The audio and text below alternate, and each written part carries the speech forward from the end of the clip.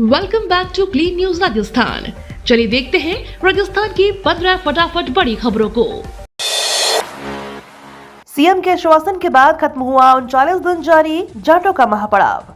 आपको बता दें, भरतपुर और धौलपुर के जाट समाज के लोग केंद्र की सरकारी नौकरियों में ओबीसी वर्ग में आरक्षण की मांग को लेकर जिले के गांव चैचोली में 39 दिन से महापड़ाव डाला हुआ था। सीएम से मुलाकात के बाद जाट आरक्षण संघर्ष समिति के 11 सदस्य प्रतिनिधि मंडल ने ईआरसीपी धन्यवाद यात्रा के दौरान भरतपुर पहुंचे सीएम अजय लाल शर्मा से मुलाकात कर धन्यवाद ज्ञापन दिया।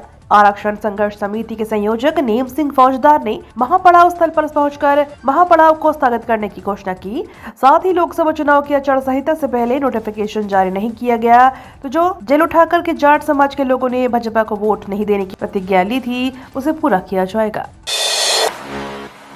धर्मांतरण मामले पर विधानसभा अध्यक्ष वासुदेव देवनानी बोले, सरकार बनाए सख्त कानून।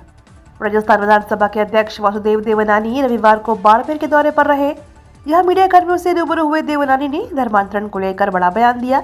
उन्होंने कहा कि अंतर्राष्ट्रीय व राष्ट्रीय विरोधी ताकतें धर्मांतरण करवाकर भारत को कमजोर करना चाहती हैं। ऐसे में राज्य सरकार को इस मसले पर गंभीरता से लेते हुए सख्त कानून बनाना चाहिए। आगे उन्होंने कहा कि धर्मांतरण का मामला निश्चित रूप से गंभीर और चिंताजनक है। 2018 में वसुंधरा सरकार के दौरान हमने धर्मांतरण पर कानून भी बनाया था, लेकिन आचार संहिता लगने की वजह से कानून लागू नहीं हो सका था। सीएम अजय लाल शर्मा का कांग्रेस पर जोरदार हमला।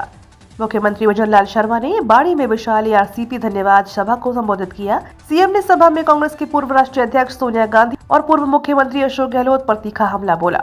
सीएम ने कहा कि सोनिया गांधी को राहुल गांधी की और अशोक गहलोत को वैभव गहलोत की चिंता है। सीएम ने कांग्रेस को परिवारवादी बताते हुए प्रधानमंत्री नरेंद्र मोदी की योजनाओं का खुले मंच से जमकर बखान किया है। मुख्यमंत्री ने कहा कि सोनिया गांधी और अशोक गहलोत को अपने बेटों की चिंता सता रही है।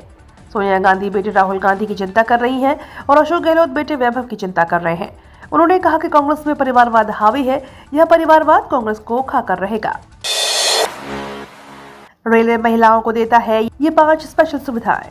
यदि देर रात महिला ट्रेन में सफर कर रही है और टिकट नहीं लिए है, गुम हो गई है या फिर उसके पास टिकट नहीं है, तो उसे टीटी ट्रेन के नीचे नहीं उतार सकता। टिकट काउंटर पर अगर महिलाओं के लिए अलग से लाइन नहीं लगी है, तो महिला सबसे आगे जाकर अलग लाइन लगाकर टिकट ले सकती है। रेलवे ने महिलाओं के लिए हेल्पलाइन नंबर 182 जारी कर रखे हैं, जिसके जरिए किसी भी समय महिलाएं सिक्योरिटी मांग सकती हैं।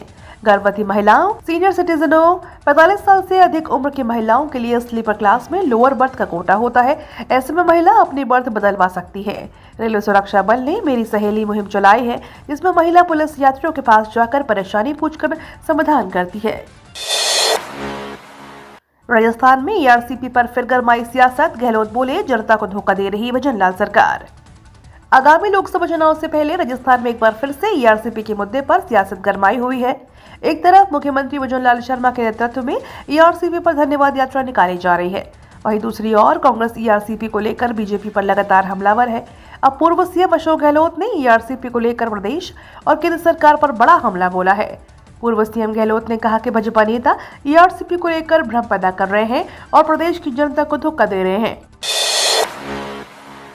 आम्रपाली होम बायर ध्यान दें, अब फ्लैट के लिए ऐसे मिलेगी एनओसी। नोएडा के आम्रपाली प्रोजेक्ट में फंसे हजारों खरीदारों की मुश्किलें अब कम होने जा रही हैं। आम्रपाली प्रोजेक्ट को बनाने वाली company national building construction corporation limited और कोर्ट रिसीवर खरीदारों के लिए डिजिटल वेरिफिकेशन शुरू करने जा रही है। आपको बता दें, बार बार नोएडा ऑफिस का चक्कर काटने से बायर्स परेशान थे। ऐसे में आम्रपाली समूह के 5 प्रोजेक्ट के खरीदारों को अब कोर्ट रिसीवर या एनबीसीसी के ऑफिस से जाने की जरूरत नहीं है। आम्रपाली प्रोजेक्ट के कोर्ट रिसीवर और attorney general of India R Venkataramani ने साफ कह दिया है कि फ्लैट खरीदारों को बेवजह परेशान नहीं किया जाएगा। साथ ही वेंकटरामनी ने कहा कि मार्च 2025 तक हर हालत में सभी होम बायर्स को फ्लैट की चाबी सौंप दी जाएगी। मिशन 25 को लेकर बोले राजेंद्र राठौर, बीजेपी की तैयारी पूरी। जोधपुर भारतीय जनता पार्टी के वरिष्ठ नेता राजेंद्र राठौर कल हवाई मार्ग से जोधपुर पहुंचने पर भारतीय जनता पार्टी के पदाधिकारी ने राठौर का स्वागत किया। वहीं राठौर ने मीडिया से बातचीत करते हुए कहा कि लोकसभा चुनाव की हमने पूरी तैयारी कर ली है और हमारा तीसरी बार मिशन 25 का सपना पूरा होगा। साथ ही चुनाव लड़ने के एक सवाल पर उन्होंने कहा कि अगर पार्टी का आलाकमान की ओर से जो भी जिम्मेदारी दी जाएगी उसे पूरा किया जाएगा। राजसमंद से चुनाव लड़ने के एक सवाल पर उन्होंने कहा कि अगर पार्टी राजसमंद से चुनाव लड़वाती है तो मैं जरूर लड़ूंगा। लोकसभा चुनाव में जीत के लिए बीजेपी ने राजस्थान की 25 सीटों को 8 क्लस्टरों में बांटा। लोकसभा चुनाव को देखते हुए भाजपा नेतृत्व एक बार फिर से बूथ स्तर पर संगठन को मजबूत करने में जुट गया है। यही कारण है कि बीजेपी नेता कार्यकर्ता ग्राउंड लेवल पर काम में जुट गए हैं। लोकसभा चुनाव की तैयारियों को लेकर देश में सभी लोकसभा सीटों को 146 क्लस्टरों में बांटा गया है। वहीं राजस्थान की 25 लोकसभा सीटों को 8 क्लस्टरों में बांटा गया है। इन क्लस्टरों में राजस्थान के प्रमुख बीजेपी नेताओं को प्रभारी बनाया गया है। बीजेपी संगठन का मानना है कि जीतो बूथ जीतो चुनाव, इस आधार पर संगठन को मजबूत करने की कोशिश की जा रही है। यही कारण है कि बीजेपी के क्लस्टर प्रभारी लगातार फील्ड में उतरकर नेताओं की बैठक ले रहे हैं। वहीं बूथ स्तर पर भी संगठन की मजबूती के लिए चर्चाएं कर रहे हैं। राजस्थान में फिर पलटी मारेगा मौसम, अगले 2 दिन हो सकती है बारिश। राजस्थान में सामान्य चल रहा मौसम आगामी 2 दिन में फिर से बदलने वाला है। मौसम विभाग ने प्रदेश के कई हिस्सों में बारिश की चेतावनी दी है। शनिवार को चली ठंडी हवाओं के कारण तापमान में मामूली गिरावट दर्ज हुई है। अभी भी प्रदेश के करीब आधा दर्जन इलाकों में न्यूनतम तापमान 7 डिग्री के नीचे पहुंचा हुआ है। शनिवार को हनुमानगढ़ का सांगरिया सबसे अधिक शहर रहा। वहां न्यूनतम तापमान 5.2 डिग्री सेल्सियस दर्ज हुआ है। दूसरा सबसे ठंडा शहर जालौर रहा। वहां न्यूनतम तापमान 6.2 डिग्री रहा। सियासत का फेर या आंकड़ों की बाजीगरी, मंत्री के 22 केस नहीं दिखे पुलिस को। सियासत के फेर में आंकड़ों की बाजीगरी कहे या फिर मानवीय भूल, क्योंकि यह मामला सीएम मनोहर सरकार के मंत्री से जुड़ा था। थानेदार ने मंत्री को खुश करने के लिए या फिर बिना जानकारी के मंत्री जी के खिलाफ किसी तरह का मुकदमा दर्ज नहीं होने की बात कोर्ट में लिख डाली। उधर खुफिया पड़ताल में सामने आया है कि मंत्री के खिलाफ 22 से ज्यादा केस दर्ज हो चुके हैं। इसकी जानकारी मिलने पर पुलिस अधिकारियों के हाथ पांव फूल गए और जानकारी ठीक करवाकर कोर्ट में भिजवाई गई। पहले एमओयू तो दिखा दो, सीएम भजोलाल की यात्रा पर सचिन पायलट का निशाना। लोकसभा चुनाव से पहले ईआरसीपी को लेकर राजस्थान के सीएम भजोलाल शर्मा की आभार यात्रा पर सचिन पायलट ने निशाना साधा है।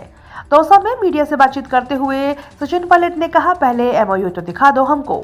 एमओयू साइन किया है, कितना पानी हमारे प्रदेश को मिलेगा, जितना हम लोग चाहते थे, जितना हमने मांगा था, क्या उतना पानी सिंचाई के लिए, पीने के लिए और उद्योगों को मिलेगा या नहीं मिलेगा। अभी तक सिर्फ भाषण हो रहे हैं, आभार यात्रा निकाल रहे हैं। सदन में पहली बार उस एमओयू पर चर्चा हो रही है जिसे रखा ही नहीं गया।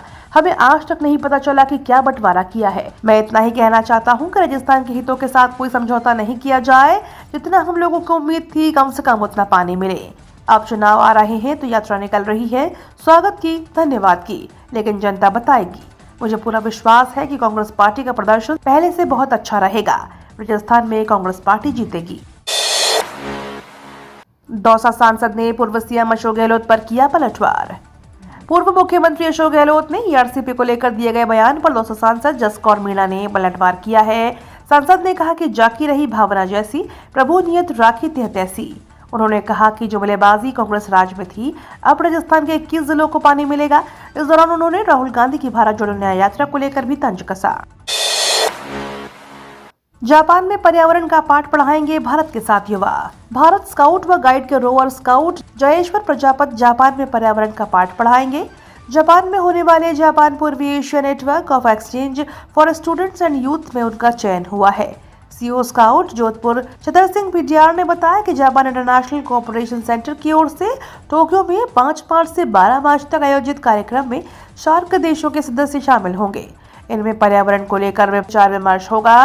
रोवर रीडर व सहायक राज्य संगठन आयोग जोधपुर मंडल बाबू सिंह राजपुरोहित ने बताया कि भारत से 7 प्रतिनिधि भाग लेंगे, जिसमें जयेश्वर उत्तर भारत से एकमात्र रोवर स्काउट है जो देश का प्रतिनिधित्व करेंगे। एक क्लिक पर कंप्यूटर में खुलेगी सरकारी स्कूलों के शिक्षक की पूरी कुंडली। अब कंप्यूटर में एक क्लिक करने पर सरकारी स्कूलों के शिक्षक की पूरी कुंडली खुल जाएगी। सरकारी स्कूलों में पढ़ने वाले बच्चों के अभिभावकों को जानकारी के लिए स्कूलों के फेरे नहीं लगाने पड़ेंगे। वे घर बैठे ही कंप्यूटर पर एक क्लिक पर गुरुजी की पूरी कुंडली खंगाल सकेंगे। माध्यमिक शिक्षा निदेशालय ने नवाचार करते हुए सरकारी स्कूलों में कार्यरत शिक्षकों और कार्मिकों की पूरी जानकारी शाला दर्पण पोर्टल पर अपडेट करने का नवाचार करते हुए शिक्षा महकमे के आला अधिकारियों को निर्देश जारी किए हैं। भारत और जापान का संयुक्त युद्धाभ्यास शुरू, महाजन के धोरों में जुटे 80 सैनिक।